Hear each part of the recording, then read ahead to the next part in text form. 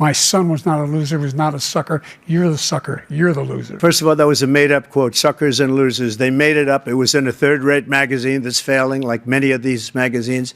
He made that up.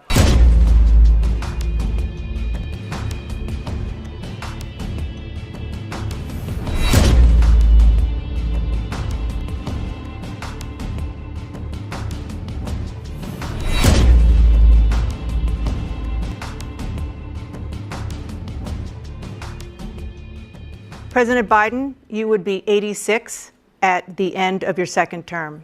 How do you address concerns about your capability to handle the toughest job in the world well into your 80s?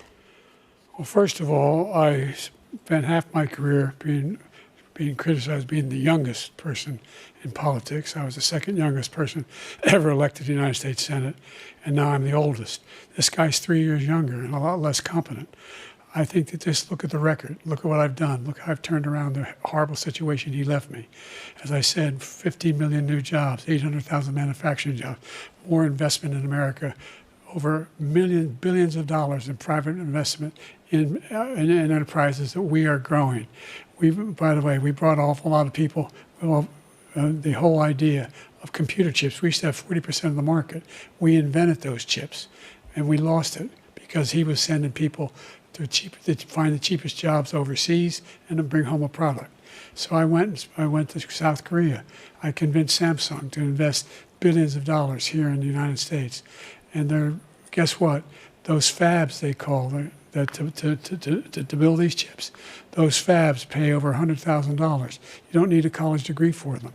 And there's billions, about $40 billion already being invested and being built right now in the United States, creating significant jobs for Americans from all over the world. Former President Trump, to follow up, you would be 82 at the end of your second term. What do you say to voters who have concerns about your capabilities to serve? Well, I took 2 tests, cognitive tests. I aced them, both of them, as you know.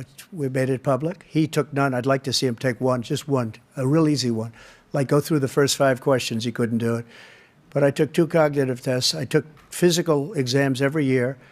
And, you know, we knock on wood wherever we may have wood, that I'm in very good health. I just won 2 club championships, not even senior, 2 regular club championships. To do that, you have to be quite smart, and you have to be able to hit the ball a long way. And I do it. He doesn't do it. He can't hit a ball 50 yards. He challenged me to a golf match. He can't hit a ball 50 yards.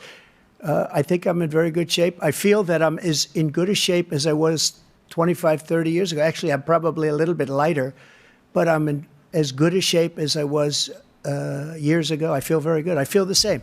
But I was willing to take a cognitive test. And you know what? If I didn't do well, I aced them.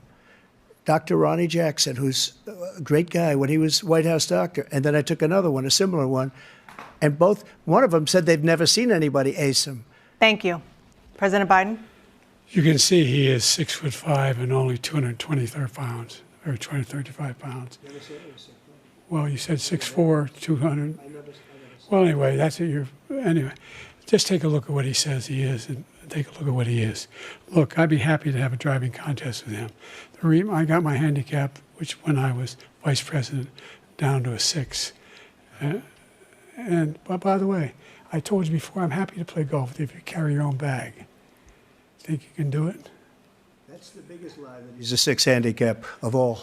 I was an 8 handicap. Yeah. 8. Never. But I have, you know how many? I've seen you swing. I know you swing. Okay, let's not act like children. President Trump, we're going to turn. Let's not act like children. Trump, we will get to immigration later in this block. President Biden, I want to give you an opportunity to respond to this question about the national debt. He had the largest national debt of any president in a 4-year period, number one. Number two, that $2 trillion tax cut benefited the very wealthy. What I'm going to do is fix the tax system. For example, we have 1,000 trillionaires in America. Billionaires in America. And what's happening? They're in a situation where they, in fact, pay 8.2% in taxes. If they just paid 24% or 25%, either one of those numbers, they'd raise $500 billion, I should say, in a 10-year period. We'd be able to wipe out his debt. We'd be able to help make sure that all those things we need to do, child care, elder care, making sure that we continue to strengthen our health care system, making sure that we're able to make every single solitary person eligible for what I've been able to do with the with the COVID. Excuse me, with dealing with everything we have to do with. Look, if we finally beat Medicare.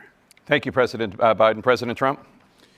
Well, he's right. He did beat Medicare. He beat it to death, and he's destroying Medicare because all of these people are coming in. They're putting them on Medicare. They're putting them on Social Security. They're going to destroy Social Security. This man is going to single-handedly destroy Social Security. These millions and millions of people coming in, they're trying to put them on Social Security. He will wipe out Social Security. He will wipe out Medicare. So he was right in the way he finished that sentence. And it's a shame. What's happened to our country in the last 4 years is not to be believed. Foreign countries, I'm friends with a lot of people, they cannot believe what happened to the United States of America. We're no longer respected. They don't like us. We give them everything they want, and they think we're stupid. They think we're very stupid people. What we're doing for other countries, and they do nothing for us. What this man has done is absolutely criminal. President and it's Biden, a very sad day in America. President Biden, you have the mic. Every single thing he said is a lie. Every single one. For example, veterans are a hell of a lot better off since I passed the PACT Act. 1 million of them now have insurance, and their families have it. Their families have it because what happened, whether it was Agent Orange or burn pits, they're all being covered now. And his group opposed that. We're also in a situation where we have great respect for veterans. My son spent a year in Iraq, living next to one of those burn pits, came back with stage 4 glioblastoma.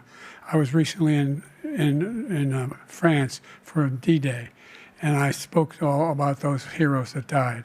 I went to the World War I cemetery he refused to go to. He was standing with his 4-star general, and he told me, he said, I don't want to go in there because they're a bunch of losers and suckers. My son was not a loser, was not a sucker. You're the sucker. You're the loser. President Trump? First of all, that was a made-up quote, suckers and losers. They made it up. It was in a third-rate magazine that's failing, like many of these magazines. He made that up. He put it in commercials. We've notified him. We had 19 people that said I didn't say it. And think of this. Who would say I'm at a cemetery or I'm talking about our veterans? Because nobody's taken better care. I'm so glad this came up, and he brought it up. There's nobody that's taken better care of our soldiers than I have. To think that I would, in front of generals and others, say suckers and losers. We have 19 people that said it was never said by me. It was made up by him, just like Russia was made up, just like the 51 intelligence agents are made up, just like the new thing with the 16 economists are talking. It's the same thing. 51 intelligence agents said that the laptop was Russia disinformation. It wasn't. That came from his son, Hunter. It wasn't Russia disinformation. He made up the suckers and losers.